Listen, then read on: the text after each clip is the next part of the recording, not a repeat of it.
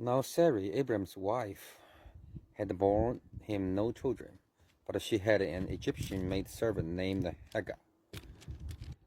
So she said to Abram, "The Lord has kept me from having children. Go, sleep with my maid servant. Perhaps I can build a family through her." Abram agreed to what Sarah said. So after Abram had been living in Canaan 10 years, Sarai, his wife, took her Egyptian maid servant Hagar and gave her to her husband to be his wife. He slept with Hagar and she conceived.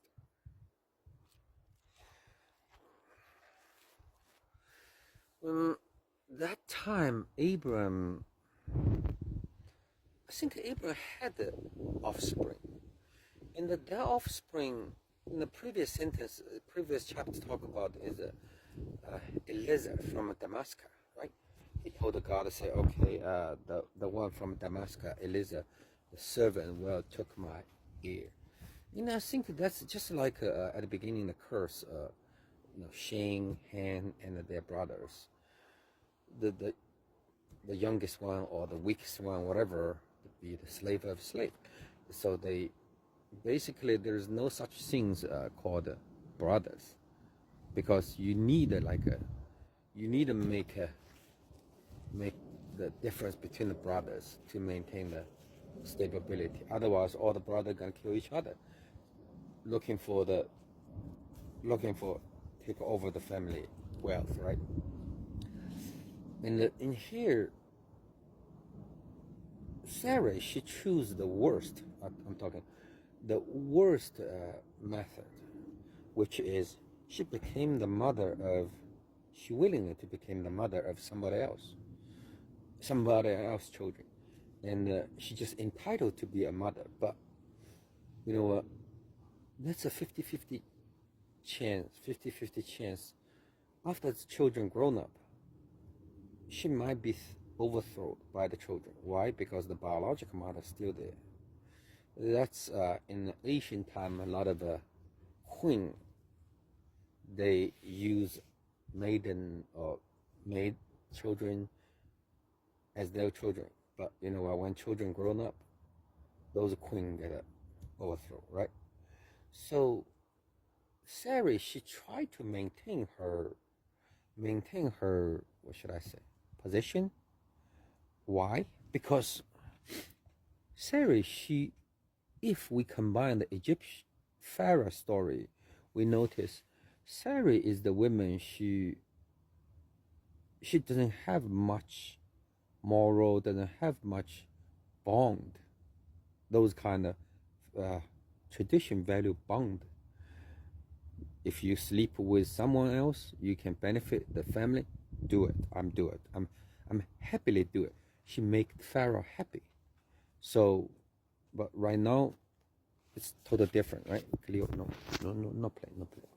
Yeah, and if she can maintain her position, she willingly to give up the rights, her husband, that send husband to sleep with somebody else. It's fine. So that's a serious character. Cleo.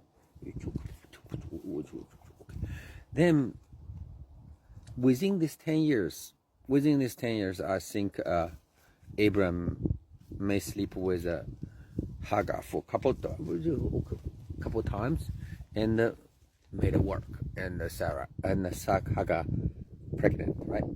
And do you think Sarah, she's jealous? Not necessarily. Because why? Because she still has the position. So she is still the queen of the tribe, right? And that's the tradition. Ancient time, that's the tradition. The kids will belong to her. So it's okay. It's okay with that part.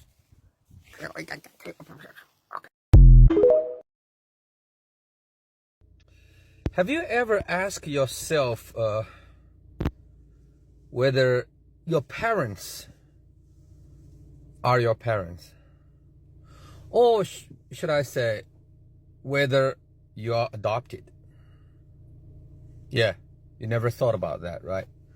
Unless you have a very different feature or something. Unless your parents tell you, Have you really asked them before?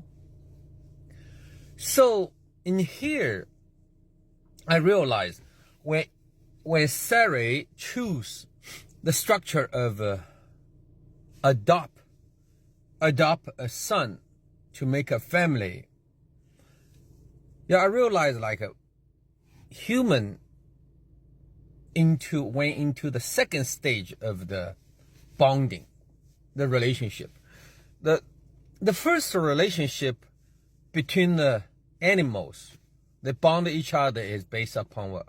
The blood, right? The biological relation, the biological feature. So they bond to each other. Mostly, tiger cannot take a cat as a kid, right? But some will, some psychosis tiger. But anyway, mostly like a swan will not recognize a chicken as their child, right? But most time. So that's a more animal, more early stage. Like if you are not our tribe, you not look like us, whatever, we not recognize you, Then second stage I think human enter is, that's the Sarah, they start to like practice. That's it's called like a protocol, some kind of alliance, some kind of agreement. Because when Abraham he's say, okay, all my heir will go to the person from Damascus, right? There's some kind of protocol.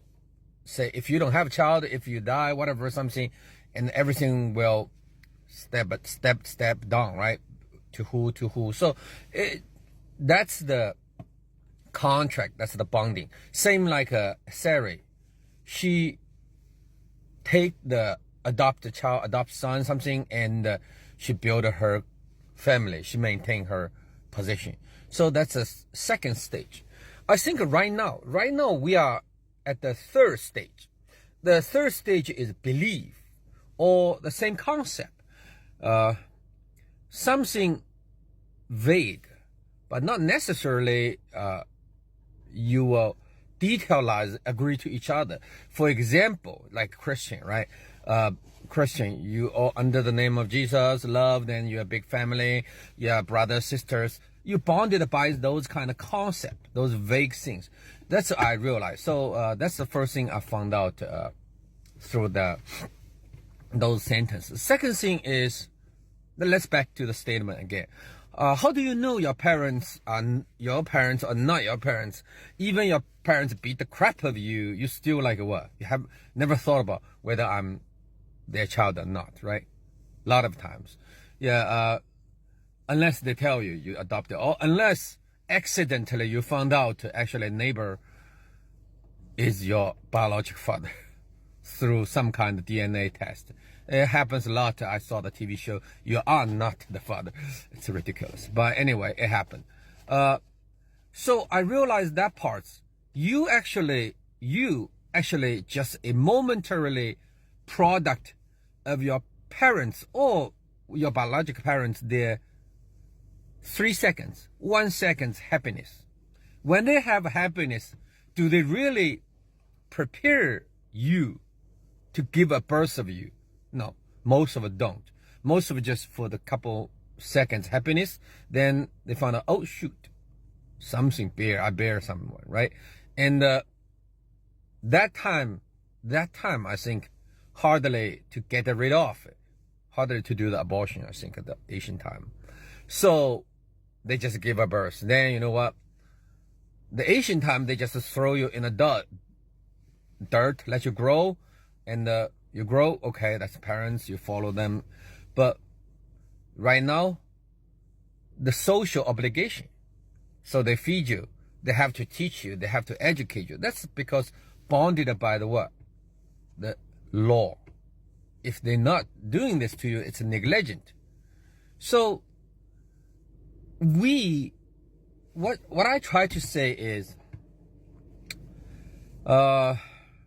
someone someone, if they keep their contract, keep their obligation to feed you 18 years, to make you grow, give you education, give you shelter, give you food, and take you to play, whatever. I think doesn't matter who is your biological parents or not. I think we should appreciate that. We should return the appreciation. That's called fairness. That's called, yeah, it's fairness. Right? And I think that's based on, that's Sarah, she actually expected. When she adopt the child, she will feed the child, she will educate the child, something, and the child call her mom. So eventually when the child grown up, child will protect her, will help her, even he is not her biological kid. That's the first information I gained from those sentences. Yeah, then we back to the another the analysis of this statement. When Sarah told Abram, say, okay, God didn't give me the kids, right? Something. So I decided let you sleep with my servant, right? My maid servant. So in here, Asian time, people make a lot of wish divinations. They try to fortune telling, whatever. That's a big part of their life. So gotta be like Sarah, gotta be ask the gods, plural, the result or the reason, or pray how could she get pregnant, whatever. And because Abram lived in that area for 10 years, and from Pharaoh, from before Abram leave his hometown to the Canaan, right? He already married many years. He has no kids, so he has a low social position. And Sarah sleep with the Pharaoh. Sarah didn't pregnant, or she did some kind of way to prevent. But anyway, no, actually she tried, because if Sarah pregnant with the Pharaoh, her position will be dramatically increased, and she might just become the queen instantly, because you have a Pharaoh's kids, right? And well, she didn't pregnant, so Sarah must ask God or gods what's going on, why I didn't get pregnant, whatever. And Abram and her practice many times, still didn't work. So that indicates Sarah has the channels, plural, channels to obtain the information from God. Also, I believe that time the religion is not the God-centered religion. It's more like ancestor-centered religion. Because Abram wanted to peacefully go back to his father, right? So he wanted his soul, himself, go back to somewhere his fathers dwelled. And that's kind of a lot of like Asian, everywhere, almost everywhere, people worship their ancestors. And they knew there is some place. Same like a Sarah. Why? Sarah wanted a family. What's the purpose to be a family, or in the family, maintain that position? Because someone can still worship her, can still memory her, can still calling her. I think in the quantum theory, the calling power is very important. When you die, you actually not die, because your soul still has connection to people's memory. So when people call your name, something related, like a reference to your little universe, right? Your universe will respond. So it's not called die. It's just called it's called deep sleep. Like a universe deep sleep. When you say you die, it's kind of like a totally eliminate this universe. You have no connection. You lost connection to everywhere else. You just go back to I don't know, pure energy or something like that. So ancient time people knew there is some place, and through certain method, for example, they are here, the dress they wore, they draw the picture, their name, something, and through another method, for example, the divination or the burning incense, whatever, their people's mind, people's calling can reach where they dwell. So that's the reason Sarai wants to build a family. She says, so I can build a family because the son, because she's feeding these kids. And these kids took 18 years of 20 years, like those, the cause and the consequence. There is undeniable relationship between Sarai and the kids, right? And at this moment, the kids has to call her or has to worship her every year or in certain ceremony. And she will still be married. She still will alive. That's I understand from the sentence.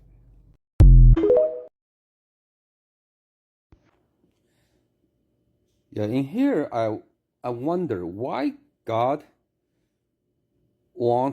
insist Sarai and Abram have kid, because that time they're already like 70, 60 something, maybe even older. So as a normal human being, or even ancient, 70, 60, you hardly to bear fruit. So that's the reason Sarah, she gave up. She said, okay, I send my maid servant, right? Then right here, I think about where those maid servant came from. Because that time, Canaan is a very poor place. And they have natural disaster. And Egypt is a blessing. It's really nice with the Nile River, everything. People live comfortably. So why people would came from? Think about just let's say you live in New York, right? New York City. Why won't you go from New York City to Alabama or to West Virginia? It's just like you live well, you live okay with New York City. You want to go to as a girl, maid servant, right? Girl, it's just it's odd. So that proves possible. Abram, he did send Sarai sleep with Pharaoh, and Pharaoh awarded them maid servant, donkey, cow, whatever, all kinds of things. And it's not one day things, because it takes time to do all the award things. So those maid servant naturally think Sarai is their master, and they obey that in ancient time. But I believe at the beginning, previous video, we talked about the bonding, the relationship, the bonding between human, right? One is animal level. You just bond by blood, bond the same type, same breed. Then the second, you bond between the tribes with certain agreement, certain mutual agreement, certain benefit, profit, whatever. The third thing is concept, ideology, manifesto. So like a Jesus, like a Christian, whatever those things. It's called. So human bonded by three level. So why God at the beginning insist to bond people with the first blood level, but he changed his strategy lately to Jesus, to the concept. Yeah, is that interesting? Yeah, even okay, the bonding level in the medieval time, right? Is countries, those kings, they bonded by what? Bonded by half benefit, half concept, that kind of things. Anyway, it's interesting. I thought about is this part of experimental things, like God try to testing bloodline, and also he doesn't want Abram he share his bloodline with Egyptian, because the God from Egypt is different. I think it's Ra, right? Ra, yeah, Ra, and God doesn't want to mix with another anything to do with that God, and that God is maybe is not in their party or their alliance. So eventually, God destroyed Egypt, right? He kind of destroyed Egypt. Yeah, it's interesting, very interesting if we think about this way. Also, another thing is, lately we see Hagar and her children live in the field and still get protected from God. Possible. From fallen angel. Possible. It's kind of like in you play the chess, you have a battle, you have a mind battle, but the level of Hagar and her children is considered a reserve chess, reserve card. Lately, my useful. So for long-term use. So nobody wants to kill them, because kill them is easy, but to save them and to let them do something later, yeah. If you think this way, I think probably the Earth also into the game. Think about it. They live outside, and the Earth provide them what? Food, water, resource, and and prevent the animal to attack them. So if you view the whole thing from a higher level, don't just act like a chess. Go beyond the chessboard, and you will see it's kind of like who is playing the chess, what's the position of the chess, what behind the chess player. That's very interesting. Use this kind of angle to read the Bible.